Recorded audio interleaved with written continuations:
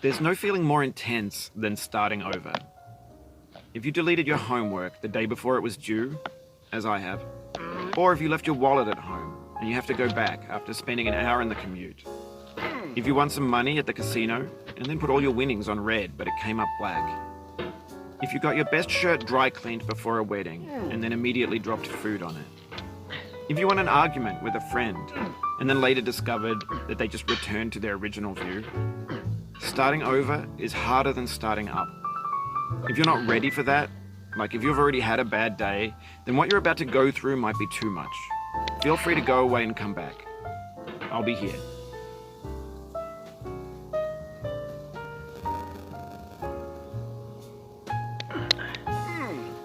Alright, thanks for coming with me on this trip. I'll understand if you have to take a break at any point. Just find a safe place to stop and quit the game. And don't worry, I'll save your progress, always, even your mistakes. This game is a homage to a free game that came out in 2002, titled Sexy Hiking. The author of that game was R.K.O, a mysterious Czech designer who was known at the time as the father of B games. And B games are rough assemblages of found objects. Designers slap them together very quickly and freely, and they're often too rough and unfriendly to gain much of a following. They're built more for the joy of building them than as polished products. In a certain way, Sexy Hiking is the perfect embodiment of a B game.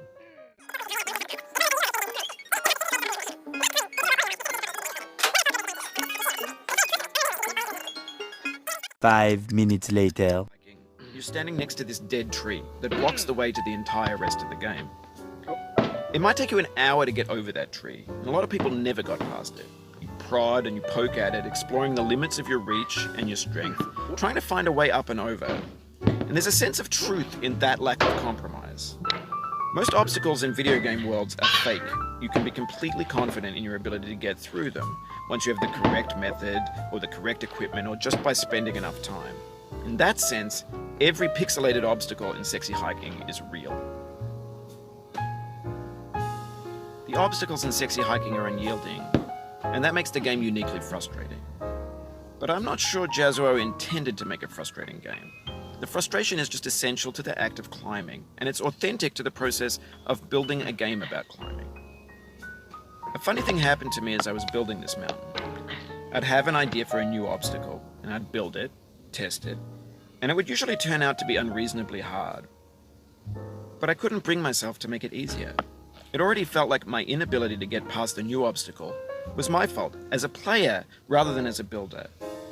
Imaginary mountains build themselves from our efforts to climb them, and it's our repeated attempts to reach the summit that turns those mountains into something real. When you're building a video game world, you're building with ideas, and that can be like working with quickset cement. You mold your ideas into a certain shape that can be played with, and in the process of playing with them, they begin to harden and set until they're immutable, like rock. And at that point, you can't change the world. Not without breaking it into pieces and starting fresh with new ideas. For years now, people have been predicting that games would soon be made out of prefabricated objects, bought in a store and assembled into a world. And for the most part, that hasn't happened, because the objects in the stores are trash. I don't mean they look bad or that they're badly made, although a lot of them are. I mean they're trash in the way that food becomes trash as soon as you put it in the sink. Things are made to be consumed and used in a certain context, and once the moment is gone, they transform into garbage. In the context of technology, those moments pass by in seconds. Over time, we've poured more and more refuse into this vast digital landfill that we call the internet. It now vastly outnumbers and outweighs the things that are fresh and untainted and unused. When everything around us is cultural trash, trash becomes the new medium, the lingua franca of the digital age. And you can build culture out of trash. But only trash culture. B games, B movies, B music, B philosophy. No! God, please, no! Maybe no! this is what digital culture is. A monstrous mountain of trash, the ash heap of creativity's fountain. A landfill with everything we ever thought of in it. Grand, infinite, and unsorted.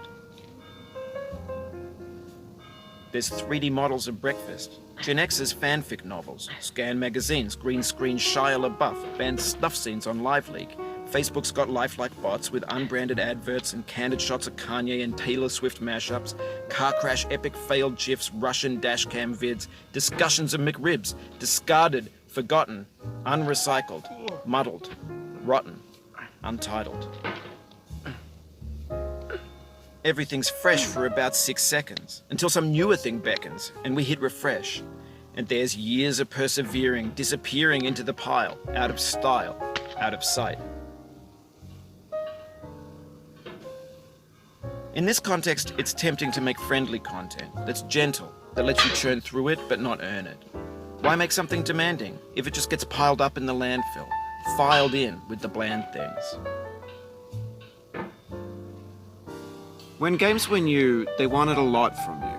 Daunting you, taunting you, resetting and delaying you. Players played stoically. Now everyone's turned off by that. They want to burn through it quickly. A quick fix for the fickle, some tricks for the clicks of the feckless. But that's not you, you're an acrobat. You could swallow a baseball bat. Now I know, most likely you're watching this on YouTube or Twitch, while some dude with 10 million views does it for you.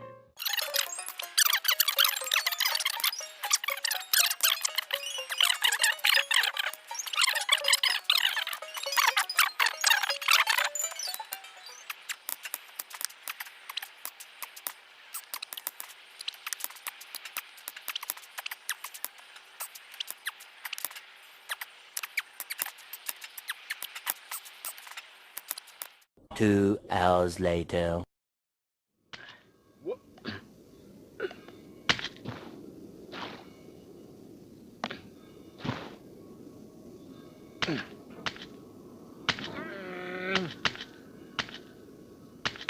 Have you thought about who you are in this? Are you the man in the pot, Diogenes? Are you his hand? Are you the top of his hammer? I think not. Where your hand moves, the hammer may not follow, nor the man, nor the man's hand. In this you're his will, his intent, the embodied resolve in his uphill ascent.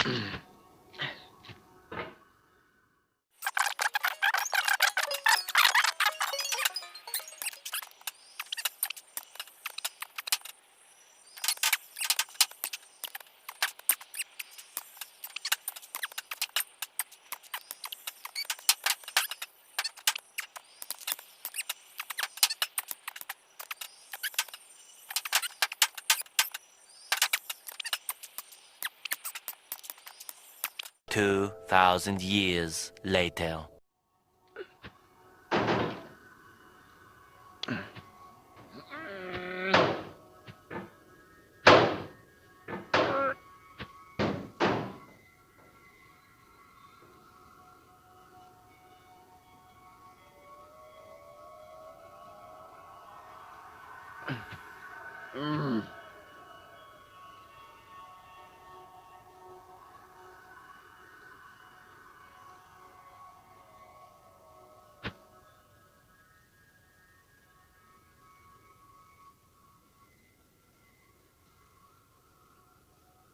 I dedicate this game to you, the one who came this far.